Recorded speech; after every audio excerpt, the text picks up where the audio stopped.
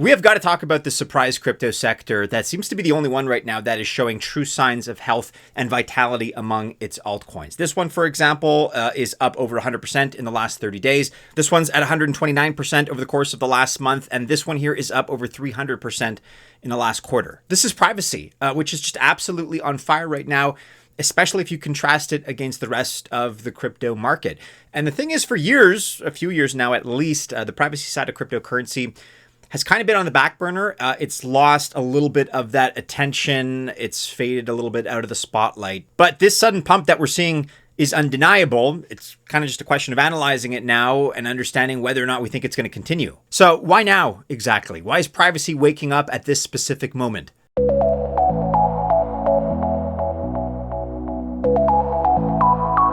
Welcome to the channel. My name is Maddie, and this is Altcoin Buzz. All the best of luck if you choose to invest. Okay, I wish you well, privacy or otherwise. Just remember that I am not a financial or investment advisor, nor is this video official financial or investment advice. Okay, so I think that pretty much everybody by now, if you've been paying attention these last at least several weeks, has noticed that privacy is making a pretty serious comeback in cryptocurrency. That is undeniable right now.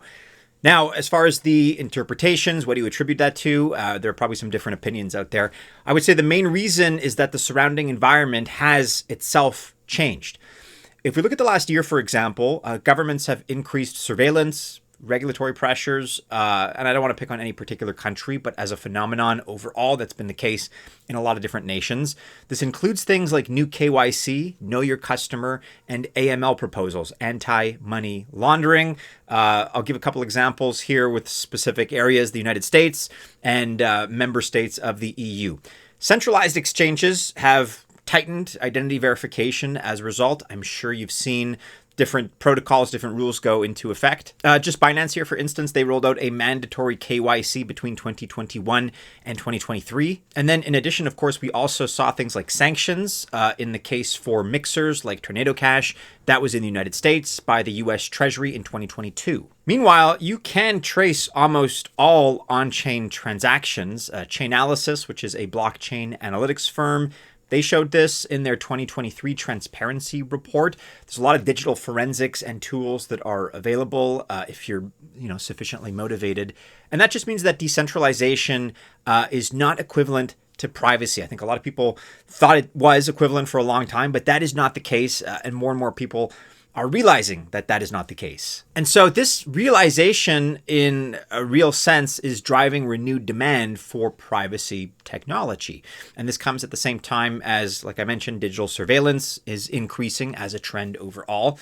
A great sample is the discussion of state-issued CBDCs, central bank digital currencies, with full transaction traceability. And so privacy's return, I would say, is not hype. It's not random. It is a response to global conditions that more and more people are noticing. We can also see this when looking at institutions. They're looking for privacy in infrastructure, not for privacy coins as such, but banks, fintechs, and enterprises.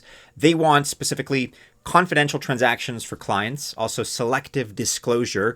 And that just kind of means that they'll only be revealing data when it is required or requested, perhaps.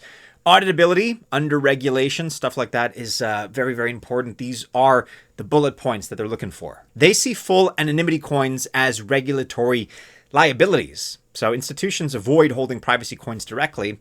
But then again, institutions do believe privacy is essential for mainstream adoption. Privacy is not optional, but it must be compliant privacy.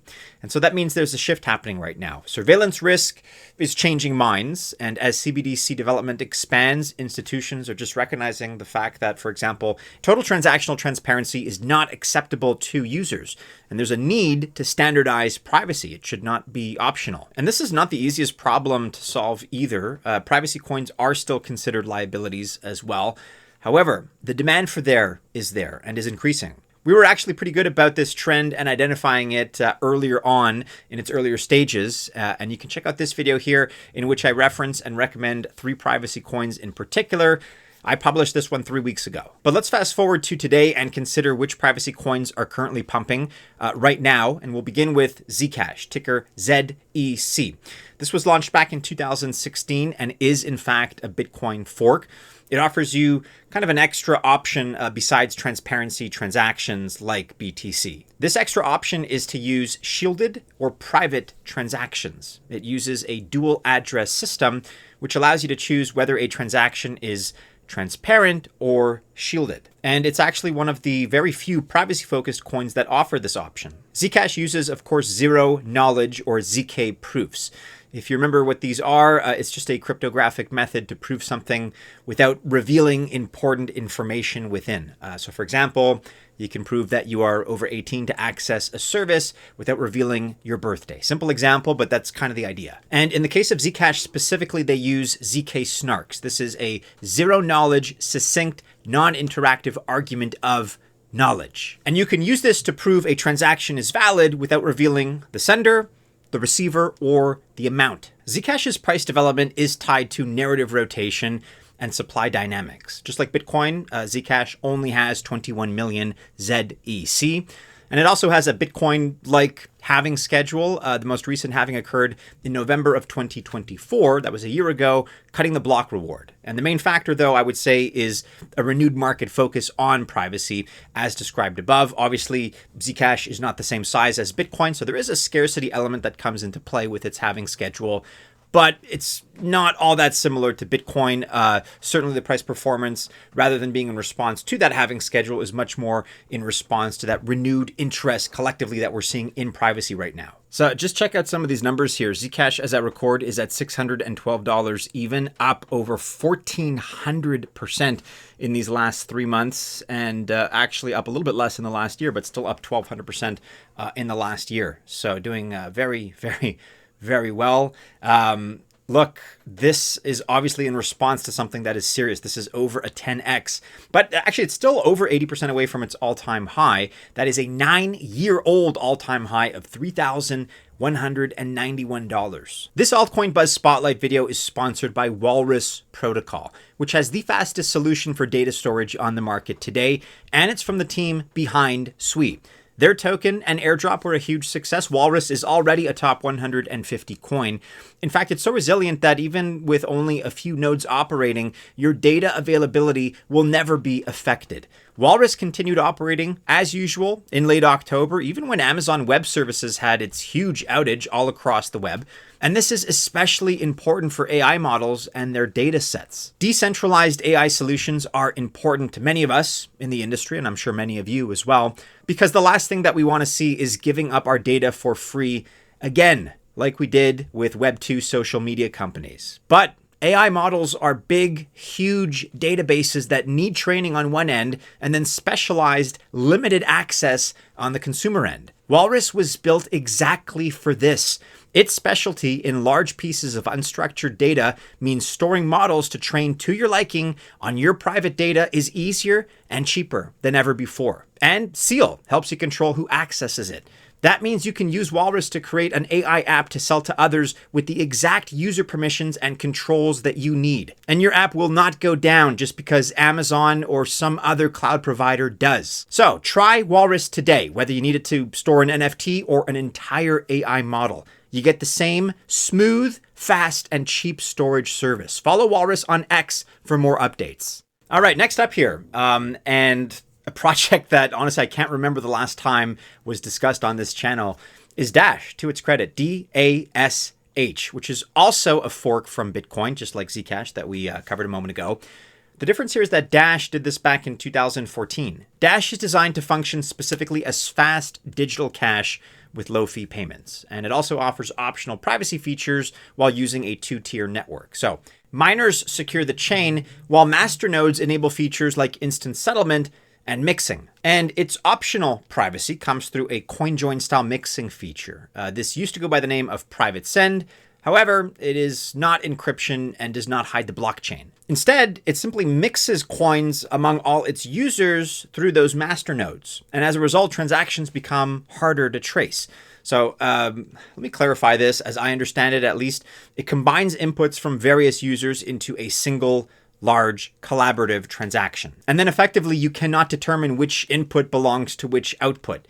Outside observers or blockchain analysis tools cannot trace the flow of specific funds.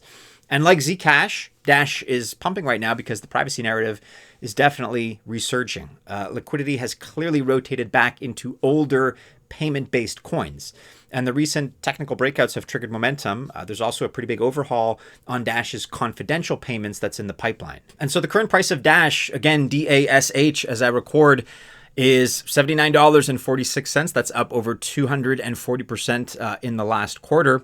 Let's zoom out here to the max chart. And as impressive as the recent pump has been, you can see that it is still well down in terms of its all-time high. So another one here with a nice recent uptick, but get a load of that. About $1,500 for its all-time high. Last but not least here, let's look at Railgun and the Rail token, RAIL, which is a decentralized privacy protocol and smart contract system. It is designed to bring ZK privacy to on-chain assets, and you can also use it in DeFi across EVM-compatible networks. And it allows you to shield tokens or NFTs. That's their terminology, to shield them. So you can move them into a private pool, and here you can transact, swap, you can lend, etc., without revealing addresses, amounts, or links. It is chain agnostic, meaning it's not limited to only EVM chains. However, today it is primarily deployed on EVM ecosystems. It uses pretty advanced cryptography and smart contract design to enable privacy. Railgun uses zero-knowledge proofs like ZK snarks or similar,